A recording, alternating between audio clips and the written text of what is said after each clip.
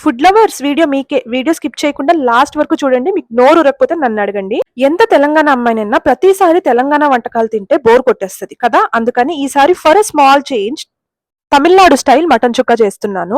లేత మటన్ లో దీనికోసమే స్పెషల్ గా చేసిన గరం మసాలా వేసి ఫ్రై చేస్తే ఆహా అద్భుతమే. మరి నెక్స్ట్ ఐటమ్ యాజ్ యూజువల్ మనకు చికెన్ ఉండాలి కదా! బోన్లెస్ చికెన్ తో చికెన్ కర్రీ చేస్తున్నాను. మంచిగా ఉడుకుతుంది. ఆయిల్ ఏంటి అంతేసామని కామెంట్స్ చేయకండి. నాన్ వెజ్ లో కొంచెం ఆయిల్ ఎక్కువ ఉంటేనే బాగుంటది. నాన్ వెజ్ ఐటమ్ ఏదైనా కొత్తిమీర మాత్రం పక్కా. ఇది హోమ్ మేడ్ గరం మసాలా. నేను ఎప్పుడు ఇదే వాడతాను. స్టోర్ బాట్ అస్సలు వాడను.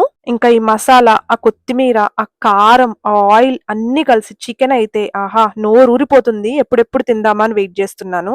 నెక్స్ట్ ఐటమ్ ఏంటో గెస్ట్ చేయండి చూద్దాం. ఓకే ఓకే మీకు అర్థమైపోయిందని నాకు తెలుసు. మధ్యలో నల్లిబొన్ చూడగానే మీకు తెలిసిపోయింది కదా. ఎస్ ఎస్ మటన్ పులావ్ చేస్తున్నాను.